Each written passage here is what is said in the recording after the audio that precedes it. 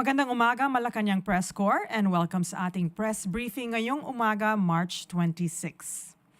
President Ferdinand R. Marcos Jr. led today's sectoral meeting on the government's response to El Niño and the outlook for La Niña.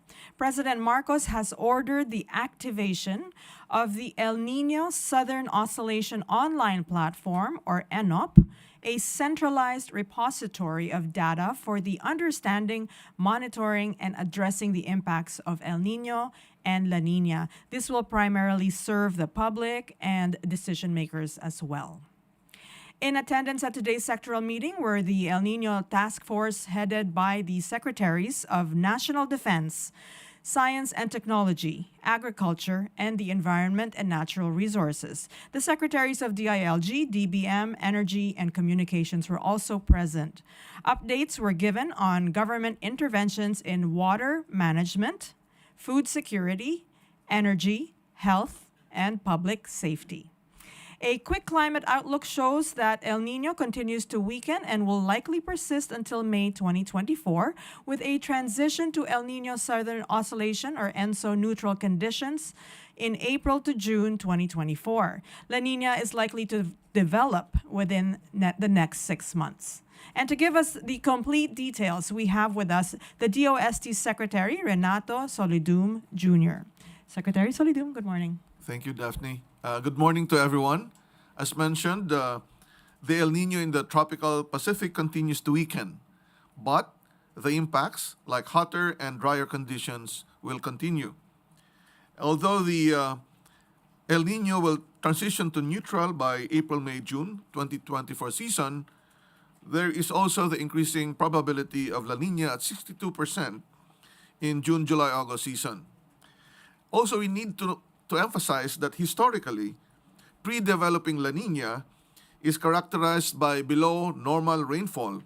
Therefore, the possibility of a slight delay of the onset of rainy season is likely, and its effect will combine with the effects of the ongoing El Niño.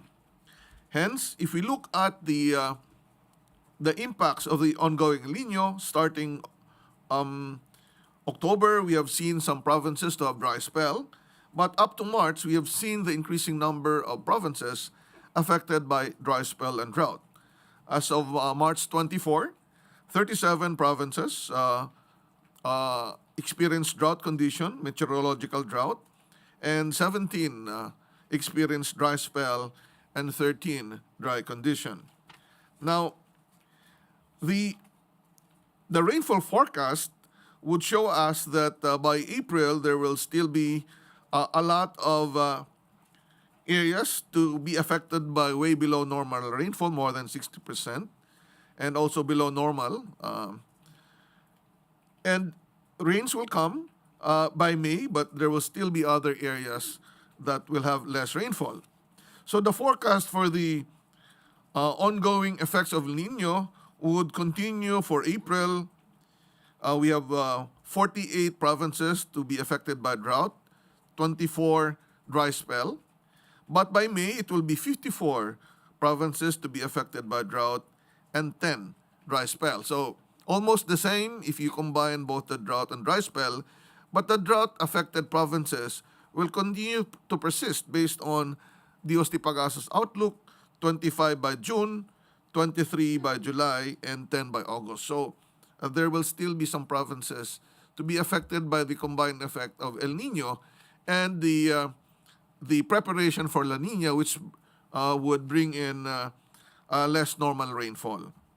Hence, we need to continue doing the operations for El Niño preparedness, but also keeping in mind that we need to prepare for La Niña in the second half of the year. So what are the chances of La Niña in the coming season? There is a 62% chance of La Niña developing by June, August 2024, and that percentage increases as we move to the later half of the year. So government agencies will continue to implement the El Niño actions and, of course, later on, transition into preparing for La Niña. So that's the summary. Thank you very much. Okay, Secretary, would you like to talk a little bit about the new app or the online platform? The El Nino Southern Oscillation Platform has been created by DOST through FIVOX with inputs from DOST Pag-asa and all the agencies that addresses the five sectors, no? Yung food, sa water, sa health, public safety, and energy. And the public can actually look at the platform to know more about these different sectors, what the government agencies are doing, but they can also look at information materials that can help them prepare for El Nino and later on La Niña, and to make sure that they contribute to the preparedness of their communities for these hazards. The citizens can also report what they observe on the ground, and there's a citizen survey that can be used. There's a QR code in the website, and this can be easily accommodated through a dashboard. As the reports come along, then the more data will be stored in the app, and the more people can see which other areas are experiencing the same effects. There will be another part of the dashboard or the platform that will be exclusive for local governments to have more detailed reporting and also the other agencies reporting, so that the president and other executives can look at the overall response of government, so that we can have the same set of information to be shared also to the public later on. Thank you. Okay, thank you. We can open the floor to questions. Maris Umali, GMA 7. Good morning. It's on. So, It's on. All right. Good morning, Secretary Solidum. You mentioned a while ago that there are 48 provinces that will be experiencing drought in April, and it will increase to 54 by May, and 24 will be experiencing dry spell in April and 10 in May. What are the implications on the different areas that will be also experiencing a drought? And can you also cite to us these specific regions or areas in the Philippines that are particularly at risk from the impacts of El Nino? okay. By April, let me just cite the overall coverage of the drought and dry spell. By April, almost the whole country will be affected, no? Total kasi ng ano yan 70, 72, no? Both drought and dry spell. By May, the total is 64, so lesser number, and the less affected areas will be starting in southeastern Mindanao. Yung southern Mindanao, less affected na ng drought and dry spell. Now, the implication is that we will still have the same preparedness even though it's drought or dry spell. There's still lack of water. And so the lack of water will be the main factor for the different responses of both local government and the public. Sir, we just interviewed a week ago the National Water Resources Board, and they said there will be some areas that will be affected by the water allocation. How exactly are we considering this? Of course, there will be lack of water, as you've mentioned, in those specific areas, considering that there will be drought and dry spell. So with this condition that there will be a lot of water allocations in specific areas in Metro Manila, NCR, and some nearby provinces, how are you considering this, and what are the other actions being taken by the government? DNR is on top of the situation. Actually, the President has also mentioned that perhaps DNR can look at how to properly allocate the water depending on the time of day, because, for example, hospitals need to have supply of water continuously, and the household would also need water, and the irrigation, the farmers would also need water. So NWRB need to ensure that optimum water allocation is implemented all over the country, and in particular in Metro Manila, in preparation for this prolonged effects of the combined El Nino and pre-preparation states of La Nina, standby deep wells will be reactivated. It's not ordered yet. And this will allow MWSS for the temporary use during El Nino. No? There were also constructions of new deep wells in the East concession areas, parts of Metro Manila and Rizal. This water allocation is really monitored by NWRB, so this will be covering the whole country. Okay, Jean Mangaluz. Hi, can I have a clarification on the app? Can you explain it a bit more so people are expected to download it? So this is a new app. Oh no, it's a website. Oh, it's a website. Yeah. It's a website, so they don't need to download, but it's very easy to use. You can see interactive maps. You can see the forecast and the actual El Nino events, the affected areas.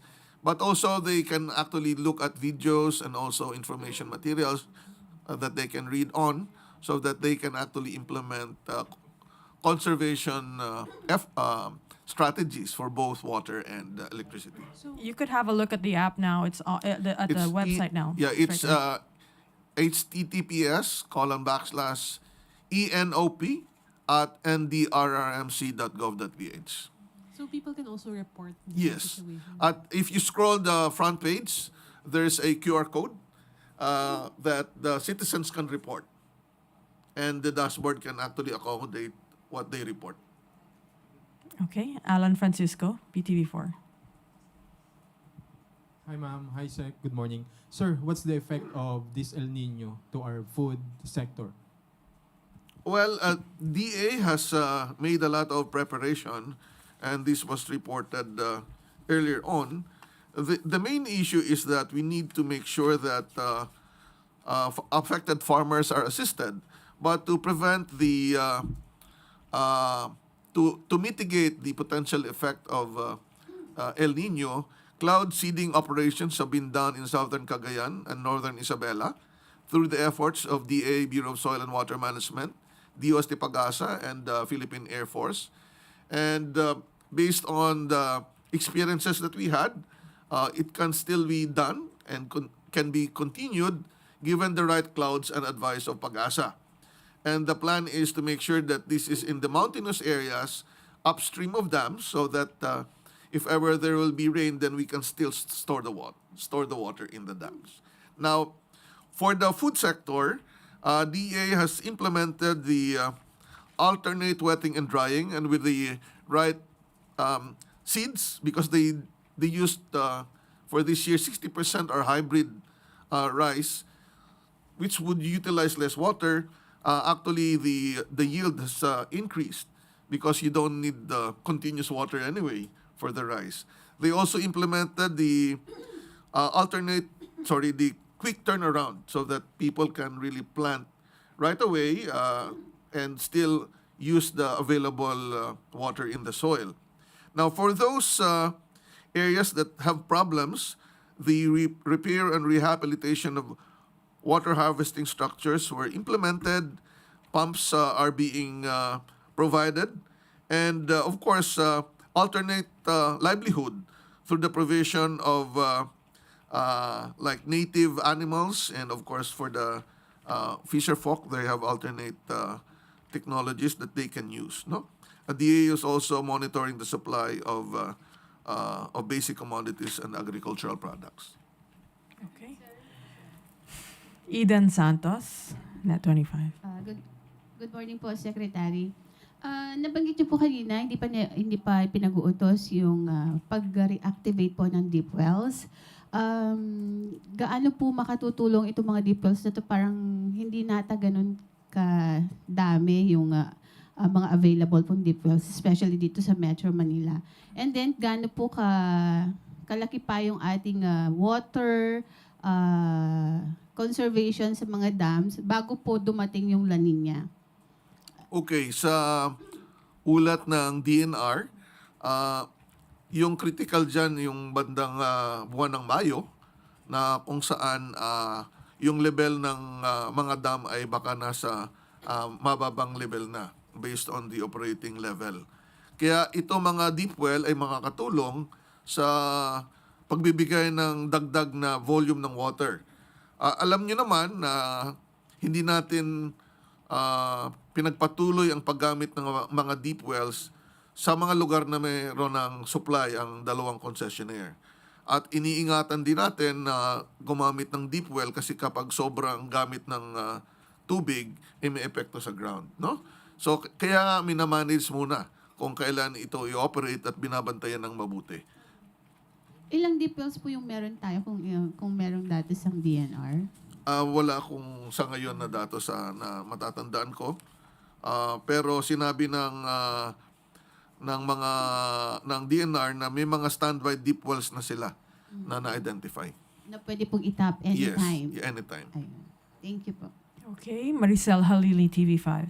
Hi, Sec. Magandang umaga po. Sir, you mentioned earlier na meron tayong 62% chance of experiencing La Niña by June. So what should we expect during the transition period? Ano po yung pwede nating maranasan? Yung 62% by June, ito yung probability na magkaroon ng La Niña in the next 6 months. So, ibig sabihin, yung epekto ng La Niña, hindi naman makikita kagad yan sa June. Baka later parts pa ng second half of the year. Pero dahil sa historical data, bago mag La Niña, ang mga dumarating na hangin ay mainit at tuyo. Kaya kahit nagkakaroon na ng paghina ang El Niño, na ang epekto ay kunti din ang ulan at tuyo din ang hangin at mainit, nadagdag pa ngayon yung pre-La Niña preparation months. So naprolong ngayon yung buwan na meron tayong mga drought. So yun po yung magiging epekto, na delayed yung onset ng rainy season. So our actions that before were intended ng parang second half lang ng year, kailangan natin ipagpatuloy hanggang third quarter for the El Niño or the drought effect. So, ibig sabihin, sir, hanggang kailan po natin posibleng maranasan yung matinding tagtuyot? Ang nabanggit ko kanina, meron pa ring mga probinsya na may drought by August.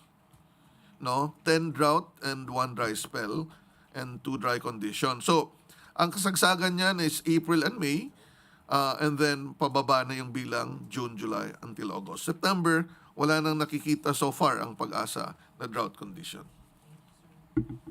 Okay, Harley Valbuena, DZME. Please pass the mic to the back. Hello, good morning, Secretary. Sir, even though the El Nino continues to weaken, do you still see the worsening of its impact given the onset of the summer or dry season? Ano po kaya yung epekto ng summer sa impact ng El Nino? Well, kasama na yung summer and El Nino combined, no? Kaya nga by April and May yung kasagsagan ng drought and dry spell. Yan yung talagang nabanggit na rin ng DOST Pag-asa yan. But because of the possibility of La Niña and the fact na dry and hotter, mapropulong ngayon yung mga months na meron pang drought condition hanggang August.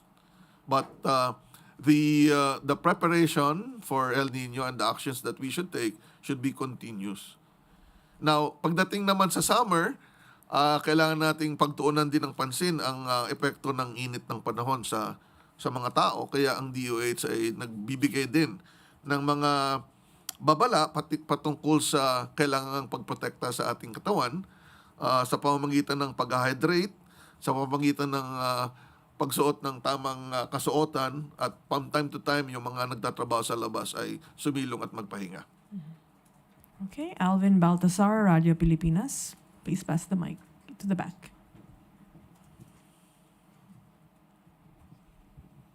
Secretary, magandang umaga po. Secretary, kakamustahin lang ho natin yung assistance natin sa mga magsasaka. In particular, yung water assistance sa mga farmers natin, lalo na doon sa Cordillera region. Ang DA nagbibigay ng mga tulong sa iba't ibang lugar sa Pilipinas at ang report nila base sa kanilang bulletin, may mga lugar na naapektuhan at natulungan nila, no? At lalong-lalo na dito sa Mimaropa kung saan sa Mindoro area ay nag-declare na ng state of calamity. Pagdating naman po sa Cordillera, may mga nabanggit na sunog before. Wala nang forest fire kundi grass fire na lang. At iniisip din na minsan kapag nagka-cloud seed ay makakatulong din sa pag-prevent ng fire sa mga kabundukan. Secretary, follow-up lang. Kasi ang ina-anticipate naman natin yung pagdating ng La Niña. Kamusta naman yung mga water reservoir natin para maiwasan natin yung magtapo ng tubig, maiwasan yung pag-aksaya ng tubig na umaapaw doon sa mga dam? Yung status sa mga water reservoir natin. Actually, yung forecast nga dyan sa ating mga dam ay pababa yung tubig. So kung pagsakaling dumating La Niña, sila ang magpupuno pa doon. But definitely ang isang siguro baka mamaya matakel sa second half ng ating press con with the DOE, yung concern sa magat na alam naman natin na bumababaw. Kaya madalas magpakawala ng tubig ang magat kasi bumababaw yung reservoir at lalo-lalo na apektuhan ito nung July 1990 earthquake, maraming landslide dyan sa paligid kaya lalong bumabaw. So that's the issue that they also wanted to look at. There's an ongoing meeting right now with the DOE and National Irrigation. So mamaya ang briefing natin with DOE. Katrina Domingo, ABS-CBN 2. Good morning, sir. Sir, can you explain to the public ano yung magiging effect ng La Niña on the strength and severity of typhoons in the latter part of the year? Okay. Pwede ko bang tawagin at ang ating star for all seasons, El Niño star and La Niña star? Sagutin mo yung epekto ng La Niña, yung in terms of the typhoon. Kasi sa El Niño, bumaba ang bilang ng El Niño. Mas maganda na sa climate modeler po natin manggaling yung specific na sagot. Harap ka na doon. So during La Niña po, usually po ay medyo mas dumadami yung bilang ng ating bagyo since yung pong pag-init ng temperatura ng karagatan, mas malapit yung pag-init sa atin. So therefore po, possible yung potential tropical cyclone development na mas malapit na sa karagatan sa atin. So that is why there is a possibility na during the last quarter of this year, possible po na medyo marami tayong bagyo. And usually, malapit po yung development ng mga bagyo. Therefore, yung preparation po natin medyo lumiliit po since yung mga chances po ng developing ng mga bagyo during La Niña mas malapit sa ating kalupaan. So that is why Ibig sabihin niya, Yes. mas maikli yung lead time. Yes. Ito bagyo mas malapit, mas konti lang ang panahon natin na maganda. So dapat handang-handa tayo parati sa mga bagyo. Sir, so, Sige lang. sir, so, what is the average number of typhoons do we have in a year, and by how much do we expect that to increase with the onset of La Niña? Okay, may model kayo sa 20 at least, no? So yung El Niño naging 11, ano yung projection natin for the La Niña episode? for now po, by this year, mga around 13 to 16 na bagyo po ang possible po this year. So, ibig sabihin po, paring below normal dahil yung mararamdaman po kasi natin yung possible effect ng La Niña is last quarter of the year. So, for now po, 13 to 16 typhoons po for this year yung ating predicted, which is below normal dun sa average na 19 to 20 po. Sir, you mentioned that there will be a shorter lead time because of the frequency. Oh, the nearness because of where the nearness typhoon of the- will originate. Yeah. Sir, so what is the government doing to preposition programs, projects, or even goods ahead of time? In any case, ang DSWD naman, ang kanilang standard operating procedure ay nag-preposition yan kasamang OCD. So, marami na tayong experience na ganyan. So, standard operating procedure yan. In fact, nag-improve pa tayo sa ating disaster response plan kasi recently we had a meeting sa first council meeting and we approved the modified National Disaster Response Plan for the better. At yan ay ina-anticipate. The issue now is people should really make sure that they're always ready. Kaya importante po yung LGU level and individual and family level preparedness pagdating sa mga ganitong panahon. Yung El Niño kasi, ang mainit na katubigan ay nasa eastern pa ng Pacific, Central Pacific. So kahit bumagyo doon, hindi abot sa Pilipinas. Ngayon, dito na yung mas mainit na tubig, mas malapit, kaya mas maikli lang ang kanyang tatahakin at dito na sa atin. Okay, Eden Santos, na 25. Follow up lang po ako dun sa bagyo na around 13 to 16 this year po, ano, parang kumonte kumpara dun sa 20, talaga taon-taon, hindi po ba?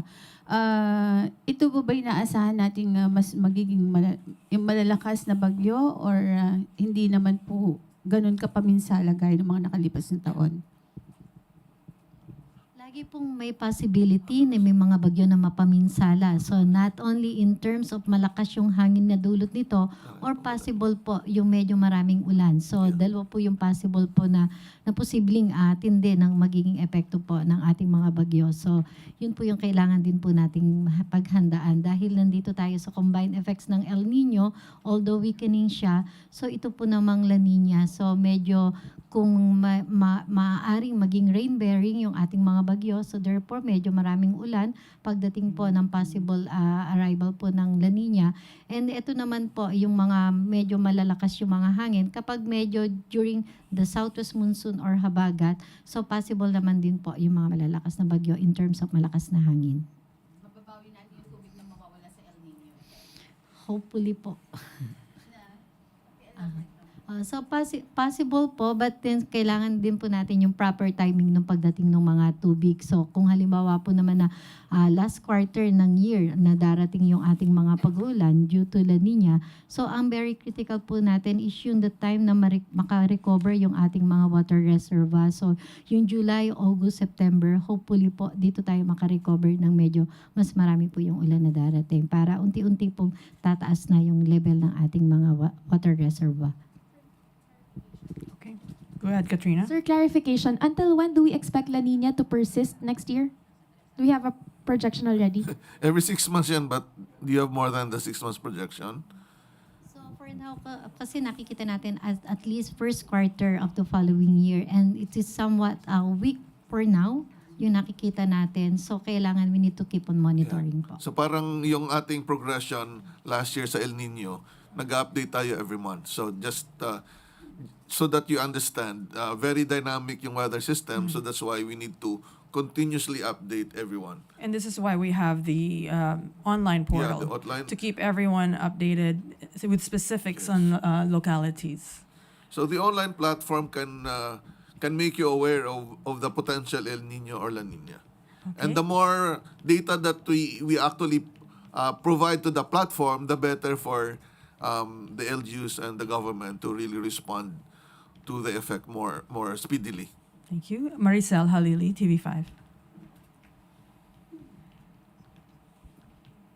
Ma'am, just a follow-up lang po. Yung sinasabi po kanina na pag-ikli nung panahon ng pagbibigay ng warning and preparation, gaano po kaikli yung pinag-uusapan natin? Like kung ngayon, ilang araw po ba yung ginagawa natin pag natutuko Okay. yung... Hindi naman ganun kaikli. Yung sabing, may bagyo at darating na sa Pilipinas, mas maikli kasi yung distansya malapit. Pero ang pag-asa can have a forecast of 2 weeks in advance. Iba yung time of detection ng posibleng may bagyo. Iba yung travel time. Yung travel time ng bagyo ang ating pinapag-usapan. Travel time. So yung preparedness mas mabilis dapat. Okay. Okay. Few more questions. Jean Mangaluz. May mga anticipated regions na po ba who will experience these faster storms? May mga regions na po ba na anticipated? For La Niña, for now, so we need to keep on monitoring yung ongoing effects po ng El Nino. So for La Niña, hindi pa rin po natin nakikita what are the possible areas. But historically, during La Niña conditions, yung mga nasa eastern section ng ating country, especially Eastern Luzon and Eastern Visayas, as well as northeastern Mindanao. So yan po yung mga highly vulnerable areas po during La Niña conditions in terms of above normal or significant surplus po in rainfall. Okay. Tuesday New, DZBB. Please pass the mic. Thank you. Hi, sir. Good morning, ma'am. Sir, isa sa concern din natin is public safety, nabanggit po ninyo. Ano po? Can you expound, sir, on sa paanong paraan maaapektuhan ng El Niño at La Niña ang public safety, and how should the government intervene or address this? Yung public safety in two perspectives. One is on the height, the hot temperature pagdating sa sunog. Kaya ang DILG through the Bureau of Fire, lalo na nga pagbuwan ng Marso, di ba, fire prevention, talagang kailangan nilang mag-engage sa continuous education and empowerment of communities so that they can actually prepare for the fire. Pagdating din po sa isang effect ay yung kahinaan ng tubig dahil kulang ang ulan. Kapag mahina po ang water pressure sa mga pipes na may leak, doon may chance pumasok yung tubig sa labas na madumi, pumasok sa supply ng tubig. Kaya binabantayan din ng DOH yung mga diseases related to water. No? That is why ginagawan din po ng paraan na yung mga non-revenue water, yung mga leakage water ay ma-prevent at diyan ay sa pamamagitan ng pag-ayos ng mga pipe na may sira o luma. Okay. Well, thank you very much. First of all, thank you to Ms. Annalisa Solis, the Officer in Charge of Climatology, Agrometeorology of Pag-asa, and of course, Secretary Solidum of DOST. And thank you, Malacañang Press Corps. We'll see you in a little while. Thank you.